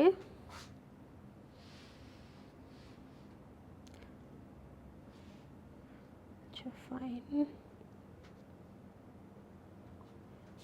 ওকে ডান, ঠিক আছে। সো লাইসো মানে হজমকারী এবং সোমা মানে দেহ, তার মানে লাইসোজোম হচ্ছে খেয়ে ফেলাই দিবে এরকম একটা অঙ্গাণু। তো আমরা লাইসোজোমের সংজ্ঞাটা এটা মন মতো দিয়েছে, এর বৈশিষ্ট্যের উপর ডিপেন্ড করে আমরা এই সংজ্ঞাটার একদম ইনডেপথ পড়তে পড়তে শিখে যাব। সাইটোপ্লাজমে অবস্থিত যে অঙ্গাণুতে বিভিন্ন ধরনের হাইড্রোলাইটিক এনজাইম থাকে। তো তোমরা সবাই আমাকে জিজ্ঞেস করবো, আপু হাইড্রোলাইটিক এনজাইম কি? আমি একদম সহজ করে বলবো, সেটা কি? যে এনজাইমটা পানির অণুকে ভেঙে, যেহেতু হাইড্রো মানে পানি, পানির অণুকে ভাঙে বা পানির হেল্প নিয়ে সে বিক্রিয়া ঘটায়, মানে তার পানি লাগবে বিক্রিয়াটা ঘটানোর জন্য, তাকে আমরা হচ্ছে কি বলে হাইড্রোলাইটিক এনজাইম বলি। কারণ সে হাইড্রো মানে পানি, পানিকে লাইসিস করছে, করে সেইটা ব্যবহার করছে এবং করে সে একটা কি এটারে বলে একটা বিক্রিয়া সম্পন্ন করছে। হ্যাঁ, আচ্ছা, সো এবং এগুলো করে সে হচ্ছে যেরকম খাবার, যেমন আমরা জানি খাবার, তুমি যদি ভাত খেয়ে বসে থাকো তোমার খাবার পরিপাক হইতে যাবে না, তোমাকে কিন্তু কি করা লাগবে? তোমার হচ্ছে পানি খাওয়া লাগবে যেন খাবারটা পরিপাক হয়। তো ক্রিশ্চিয়ান দুবে নামটা অনেক ইম্পর্টেন্ট, লাইসোজোম নামকরণ করেন এবং নতুন একটা নাম, এটা কিন্তু বইয়ের লাস্টে আছে, আবিষ্কার বলে তো বইয়ের কোনোভাবে অংশই নাই, তারপরও এটা পরে আছে, আমি দুইটা একসাথে মার্চ করে দিছি যেন তোমার মনে রাখতে সুবিধা হয়। সেটা হচ্ছে জাপানিজ সেল বায়োলজিস্ট, জাপানিদের নাম যেরকম হয় ইয়োশিনোরি, ওই যে কিয়োশি, গুলশানে যে রেস্টুরেন্টগুলো আছে কিয়োশি, তারপরে হচ্ছে নরি শিট খায় ওরা, ওই টাইপের নাম ওর। হ্যাঁ, আচ্ছা, এন্ডোপ্লাজমিক রেটিকুলাম থেকে উৎপত্তি, এটা যখনই পড়বা তোমার তখন মনে রাখতে হবে যে আগে কোন কোন অঙ্গাণুতে তুমি পড়ছিলা যে এন্ডোপ্লাজমিক রেটিকুলাম থেকে তারা তৈরি হয়েছিল এবং গোলজি বডি থেকে প্যাকেটকৃত। আমি কিভাবে মনে রাখতাম, আমি তো এর আগে এই দুইটা অঙ্গাণুই পড়ছি, তাহলে ওই দুইটা অঙ্গাণুর পরে এটা পড়তেছি, নিশ্চয়ই কোনো কারণ আছে। এইটাই সেই কারণ যে এন্ডোপ্লাজমিক রেটিকুলাম হতে উৎপত্তি এবং গোলজি বডি কর্তৃক প্যাকেজকৃত। ঠিক আছে, ডান। এরপরে প্রায় সব প্রাণীকোষে দেখা যায়, তবে বিশেষ করে শ্বেতরক্তকণিকা, রক্তকোষ, বৃক্ককোষ, অন্ত্রের আবরণী এগুলোতে বেশি দেখা যাবে বা এগুলোতে বিশেষ করে দেখা যায়। তো শ্বেতরক্তকণিকায় অনেক বেশি দেখা যায় আর বৃক্ককোষে অনেক বড় দেখা যায়। এই স্লাইডের প্রত্যেকটা এমসিকিউ অনেক বেশি ইম্পর্টেন্ট। আর আরবিসি মানে রেড ব্লাড কর্পাসেলস বা লোহিত রক্তকণিকাতে লাইসোজোমটা থাকবে না, কারণ এটা হোয়াইট ব্লাড সেলের মূলত হচ্ছে কম্পোনেন্ট বলা যায়। আচ্ছা, আর উদ্ভিদ কোষে লাইসোজোমের মতো স্ফেরোজোম আবিষ্কার হয়েছে, যেটাকে আমরা অলিওসোম বলি। স্ফেরোসোম আর অলিওজোমের মধ্যে পার্থক্য আছে, এই দুটোই কোষীয় অঙ্গাণু। অলিওজোম নামটা করা হয়েছে অয়েল থেকে, অর্থাৎ যে অঙ্গাণু তেল জাতীয় জিনিস ধারণ করতে পারে তাদেরকে আমরা অলিওসোম বলি। সো অলিওসোম হচ্ছে সেটা যখন আমরা তেল জাতীয় অঙ্গাণুটাকে ধারণ করি। কাজ এক স্তর বিশিষ্ট, মানে এটা কাজ এবং এটা হচ্ছে এক স্তর বিশিষ্ট, মানে প্রধান কাজ আর কি, প্রধান কাজ এবং এক স্তর বিশিষ্ট। আমি তো আগেই বলে দিছি যেটা এক স্তর বিশিষ্ট। তোমরা চাইলে এই জিনিসটা দেখতে পারো, এখানে একটু ছোট্ট করে স্ফেরোসোম আর অলিওসোমের পার্থক্য আছে, বাট এটা আমাদের বইয়ের টপিক না। তোমরা অনেক কিউরিয়াস মাইন্ডেড হয়ে যাও, এই কারণে জাস্ট এখানে রাখা যে স্ফেরোজোম আর অলিওজোমের মধ্যে পার্থক্যটা এমন আহামরি না যেটা আমাদেরকে সেটা জানতে হবে। অলিওসোম বলতে হচ্ছে যেটাতে লিপিড এবং তেল বেশি থাকে, সেজন্য এটাকে অয়েল থেকে অলিওসোম নামকরণ করা হয়েছে। আর এই স্ফেরোসোমটা একদম মানে হচ্ছে প্রায় লাইসোজোমের মতো আর কি। আচ্ছা, এরপরে ভৌত গঠন, এখানে জাস্ট একক ঝিল্লি, তরল ভ্যাকিউল থাকে, তারপর হচ্ছে ব্যাস কত, এইগুলো নর্মাল কনসেপ্ট আছে। আচ্ছা, এইবার আমরা দুটো ইম্পর্টেন্ট টার্ম সম্পর্কে শিখবো, বাট খুবই সহজ টার্ম দুটো। একটা হচ্ছে স্ট্যাবিলাইজার আর আরেকটা হচ্ছে কই গেল, ল্যাবিলাইজার। স্ট্যাবিলাইজার মানে কি, যে হচ্ছে স্ট্যাবল করে কোনো কন্ডিশনকে। ল্যাবিলাইজার আমরা মনে রাখবো যে হচ্ছে খুবই লেম, ঠিক আছে। সো যে স্ট্যাবিলাইজার অর্থাৎ যে সব কিছুকে স্ট্যাবল করবে, সে আসলে কি করবে, সে চাবে যে লাইসোজোমের মধ্যে যারা আছে তারা যেন লাইসোজোমের মধ্যেই থাকে, তারা যেন লাইসোজোম থেকে বাইরে বের হয়ে অন্য কারোর ক্ষতি না করে। সো ওরা লাইসোজোমের ঝিল্লিকে স্থিতি দান করে, ফলে লাইসোজোম থেকে এনজাইম বাইরে আসতে পারবে না। উদাহরণ অবশ্যই মুখস্থ করব, পরীক্ষা আসবে, নিচের কোনটা স্ট্যাবিলাইজারের উদাহরণ না বা উদাহরণ। এরপরে যারা কোষের এই কোষ তো না, লাইসোজোমের এই ঝিল্লিটা থেকে বাইরে বের হয়ে যায় এবং লাইসোজোমের এনজাইম সমূহ বাইরে বের হয়ে অটোলাইসিস ঘটায়। আমরা একটু পরেই পড়বো অটোলাইসিস জিনিসটা কি। অটোলাইসিস হচ্ছে একদম পুরো ফাটাই দেওয়া, হ্যাঁ, কি ফাটাই দেওয়া আমরা পড়বো। সো অটোলাইসিস ঘটায় মানে কোষটাকে একদম শেষ করে দেয়, মেন কথা হচ্ছে সেটা।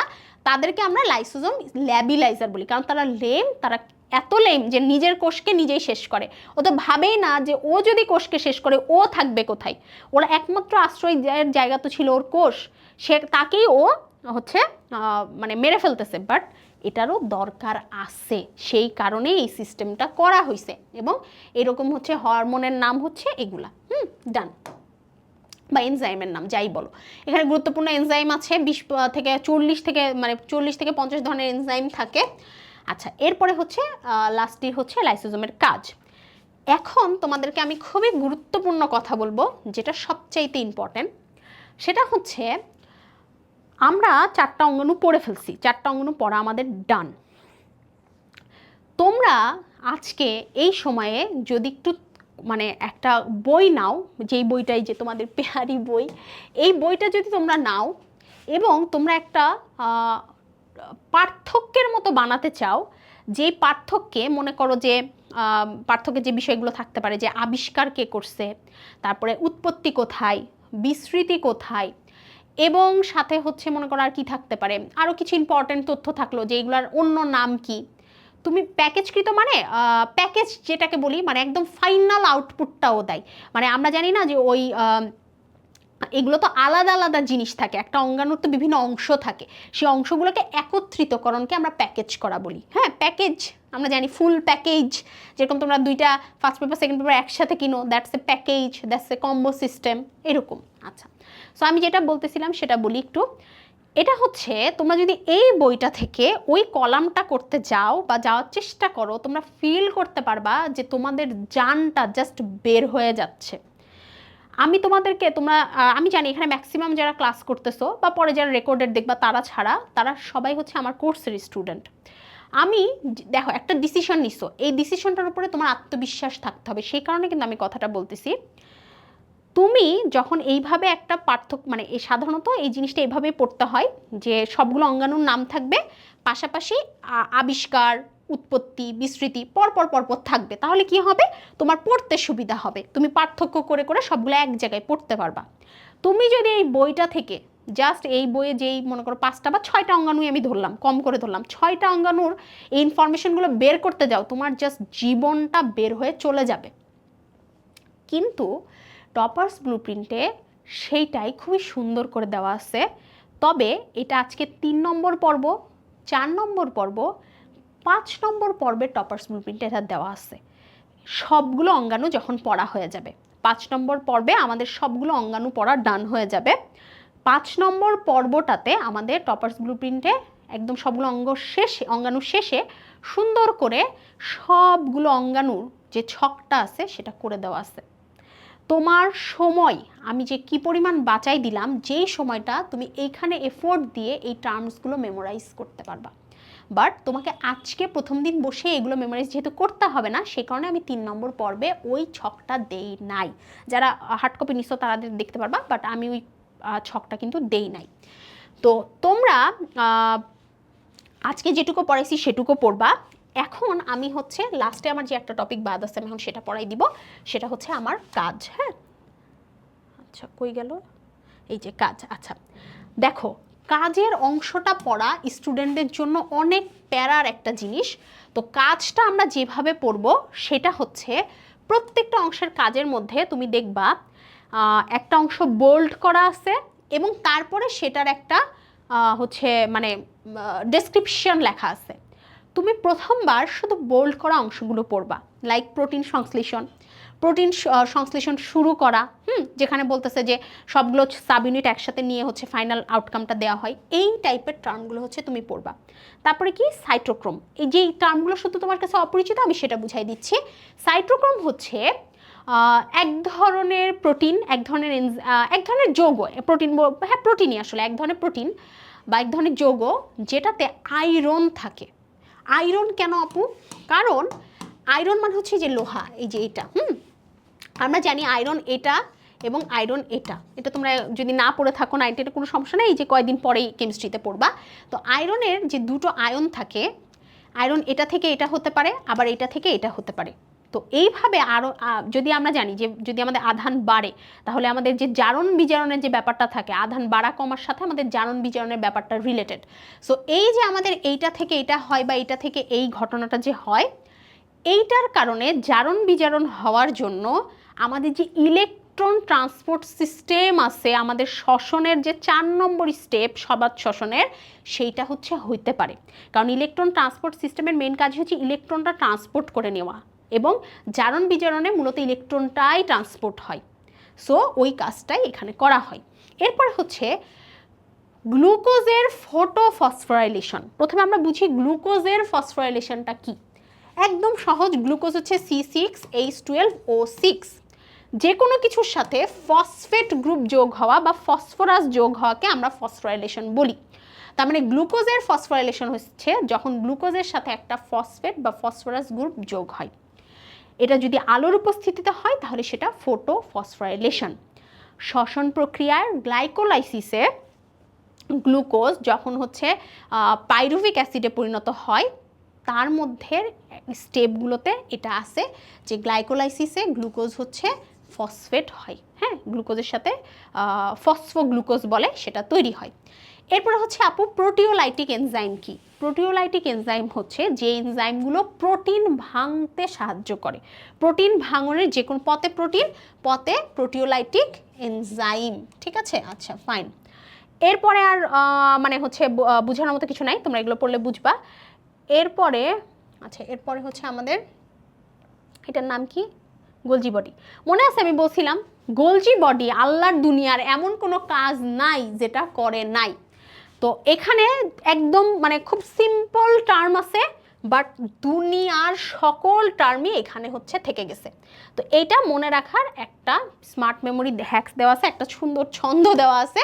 তোমরা এটা আস্তে ধীরে, প্রথম দিনে এটা মুখস্থ করতে যাইও না, প্রথম দিনে সব কিছু বুঝো, সব কিছু পড়ো।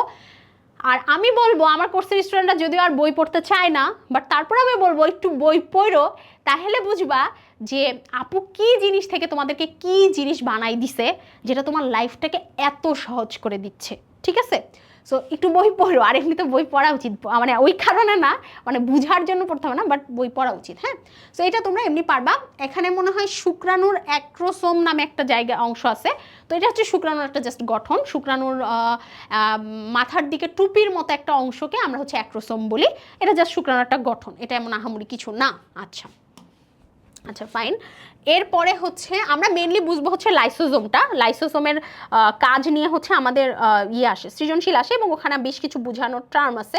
আচ্ছা, এরপরে এইগুলোর মধ্যে তোমরা পারবা ওই সেম হরমোন, লিপিড, প্রোটিন, এটা সেটা এগুলো আছে। সো এটা আমাদের লাগবে না। আচ্ছা, তারপরে হ্যাঁ, আমরা এবার চলে আসি লাইসোজোমে। লাইসোসোমের কাজগুলো আমাদের সব বুঝতে হবে। প্রথম হচ্ছে ফ্যাগোসাইটোসিস। গত ক্লাসেই আমরা ফ্যাগোসাইটোসিস পড়ছি যে এরকম একটা কোষ থাকবে, কোষের এখানে একটা জীবাণু আসবে, সেই জীবাণুটাকে এই যে এরকম করে ভক্ষণ করে তারপরে হচ্ছে মানে ভেতরে নিয়ে যে খেয়ে ফেলায়, মানে নষ্ট করে ফেলায় জীবাণুটাকে। এইটাই বহিরাগত খাদ্য বা জীবাণু বা খাদ্যকণাকে এনজাইম দিয়ে যে মেরে ফেলায়, সেটাই হচ্ছে ফ্যাগোসাইটোসিস। এটা আমাদের লাইসোসোম করে। কোষের অঙ্গাণুকে প্রতিরক্ষা করা। এই যে বিগলনকারী এনজাইমগুলোকে আবদ্ধ করে রেখে, আমরা বললাম না স্ট্যাবিলাইজার, ল্যাবিলাইজার। স্ট্যাবিলাইজার কি করে, মানে ক্ষতিকর যে এনজাইমগুলো আছে সেগুলোকে আবদ্ধ করে নিজের মধ্যে রাখে, মানে লাইসোজোম ক্ষতিকর এনজাইমগুলো নিজের মধ্যে রেখে দেয়, যার ফলে কোষের বাদবাকি অঙ্গাণুগুলো ক্ষতিগ্রস্ত হয় না। অন্তঃকোষীয় পরিপাক, মানে কোষের ভেতরে যে পরিপাকগুলো ঘটে সেটাতে লাইসোজোম হেল্প করে, যেহেতু লাইসোজোমের প্রচুর পরিমাণ এনজাইম আছে। হ্যাঁ, আমরা পড়ছি মনে হয় প্রায় কত বইয়ের ভাষা মতে 40 থেকে 50টা এনজাইম আছে। আচ্ছা, এরপর হচ্ছে স্বগ্রাস বা অটোফ্যাগি। অটো মানে হচ্ছে নিজেরটা নিজে, যেরকম অটোট্রফিক, নিজেরটা নিজে। হ্যাঁ, তো তীব্র খাদ্যাভাবের সময় লাইসোজোমের কোষ প্রাচীর ফেটে যায় এবং আবদ্ধকৃত এনজাইম বের করে কোষের অন্য অঙ্গাণুগুলোকে বিনষ্ট করে দেওয়ার প্রক্রিয়াকে স্বগ্রাস বা অটোফ্যাগি বলে। অর্থাৎ এটা একটা কোষ, এই কোষের মধ্যে একটা অঙ্গাণু আছে লাইসোজোম, এটা হচ্ছে এরকম বের হয়ে যাবে ঠাক করে, এটা এই জিনিসটা হচ্ছে ফেটে যাবে। মূল কথা হচ্ছে এই জিনিসটা ফেটে যাবে। এই জিনিসটা ফেটে যখন এটা আমাদের হচ্ছে এনজাইমগুলো বাহিরে বের হয়ে যাবে, তখন কোষটা পুরো নষ্ট হয়ে যাবে। এই যে নিজের কোষকে নিজে কেউ নষ্ট করতে পারে, এটার প্রমাণ হচ্ছে লাইসোসোম এবং আমাদের হচ্ছে স্বগ্রাস বা অটোফ্যাগি। ঠিক আছে? আচ্ছা, এরপরে অটোলাইসিস।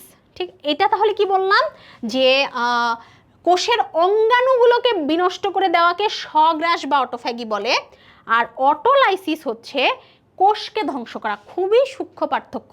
স্বগ্রাস বা অটোফ্যাগি বলতে বুঝাই আমরা কোষের অঙ্গাণুগুলোকে বিনষ্ট করা, আর কই গেল আমাদের আরেকটা অটোলাইসিস। অটোলাইসিস, লাইসিস মানে পুরো ফাটায় দেওয়া, একদম কোষকেই পুরো নষ্ট করে দেওয়া, সেটাকে আমরা অটোলাইসিস বলি। তাহলে অটোফ্যাগি মানে অঙ্গাণু নষ্ট করা, অটোলাইসিস মানে অটোফ্যাগির পরে অটোলাইসিস হবে, এখানে যে সিকোয়েন্স আছে সেটাকে আমরা হচ্ছে অটোলাইসিস বলি। তাহলে যে নিজেকে ধ্বংস করে দিচ্ছে সে কি? সে অবশ্যই আত্মঘাতী থলিকা বা সুইসাইডাল স্কোয়াড বা সুইসাইডাল ব্যাগ। এবং এছাড়া আর কিছু নাই। কেরাটিন প্রস্তুত করে, এগুলো সব বিভিন্ন রাসায়নিক পদার্থ, কোষ বিভাজনে সাহায্য করে। অ্যাসিড ফসফেটেজ এগুলো কি করে? ক্যান্সার সৃষ্টি করে। ইভেন এদের যেহেতু একটা জিনিস বুঝতে হবে, লাইসোজোমের যেহেতু অনেক ক্ষতিকর অঙ্গাণু থাকে, সো অবভিয়াসলি লাইসোজোম হচ্ছে এগুলো নষ্ট করে দিবে। ঠিক আছে, মানে কোষে বিভিন্ন ধরনের পদার্থ উৎপন্ন করবে যেটা আমাদের ক্যান্সার তৈরি করতে পারে। আচ্ছা, একটু খেয়াল করি, এখানে অনেকগুলো কোশ্চিন আছে, রাইবোজোমের গঠন বর্ণনা, রাইবোজোমকে কেন সার্বজনীন অঙ্গাণু বলা হয়, সবগুলো কিভাবে লিখতে হবে বলা আছে, লিখার প্রসিডিউর আছে, এবং লাস্টে তো বোর্ড কোশ্চিন টোশ্চিন সবই এখানে দেওয়া আছে। তাহলে আমাদের আজকের ক্লাসে অবশ্যই গ ঘ তোমরা যেটা করবা, তোমরা গ ঘ যে অংশটা আছে সেই অংশটাতে যেই কোশ্চিনগুলো থাকে সেই কোশ্চিনগুলোরই চিত্র আঁকা শিখবা, সেই কোশ্চিনগুলাই সৃজনশীলের জন্য পড়বা। এর বাহিরে কোনো চিত্র আঁকার শেখার দরকার নাই, এর বাইরে কোনো সৃজনশীল মানে গ ঘয়ের জন্য কোনো অংশরও পড়ার দরকার নাই। আর ক খয়ের জন্য যেগুলো দেওয়া আছে টপার্স ব্লুপ্রিন্টে, দ্যাটস মোর দ্যান এনাফ, এর বাহিরেও দরকার নাই। Okay fine. আমাদের হোমওয়ার্কটা আমি বলে দিই। হোমওয়ার্কটা হচ্ছে রাইবোজোমের গঠন বর্ণনা, যেটা আমি বলছি ভৌত এবং রাসায়নিক দুটো গঠনই বর্ণনা করতে হবে, অবশ্যই চিত্র আঁকতে হবে। কিন্তু আজকের কোশ্চিনটা কিন্তু 3 মার্কের এবং এটা 8 মিনিটের মধ্যে তোমাকে লিখে শেষ করতে হবে। আচ্ছা, আর তোমরা তো রুলসগুলো জানো অলরেডি, আজকে মানে যে হোমওয়ার্কটা ছিল তোমরা রুলস অনুযায়ী অ্যাপ্লাই করছো। শিখা লিখছো যে আপু ফ্লুইড মোজাইক মডেল মনে থাকে না, বাবা একদিনে মনে থাকবে না, এটা আস্তে আস্তে তোমার মনে থাকবে, ঠিক আছে? একদিনে মনে রাখার আশাটা তুমি করো না। আর একটা জিনিস ভেবো, তোমার কাছে একটা ম্যাজিক ব্যাপার আছে যে তুমি আপুর কাছ থেকে মনে রাখানোর টেকনিক শিখতেছো, তাহলে তুমি যদি মনে রাখতে না পারো তাহলে কেউই মনে রাখতে পারবে না, কারণ বাকিদের কাছে ম্যাজিক টেকনিকটা নাই। হয়তো হ্যাঁ বাকিদের মেমোরি একটু তোমার থেকে ফাস্ট কাজ করতে পারে, বাট ম্যাজিক টেকনিকটা কিন্তু বাকিদের কাছে নাই। সো নিজের প্রতি কনফিডেন্স রাখো যে তুমি পারবা। আচ্ছা, এরপরে হচ্ছে বোর্ড এবং অ্যাডমিশন প্রশ্ন ব্যাংক, এটা তো আমি প্রতি ক্লাসে বলি, তোমরা পড়ে ফেলবা। আচ্ছা, আমি জানি না খেলার কি অবস্থা, বাট আজকে কিন্তু তোমাদের জন্য একটা অফার ছিল। আমি বলেছি যে আজকের ম্যাচে আর্জেন্টিনা যত গোল করবে, আমি একটা পোস্ট দিছিলাম, ওইখানে হচ্ছে যত গোল তত পার্সেন্ট হচ্ছে তোমরা ডিসকাউন্ট পাবা।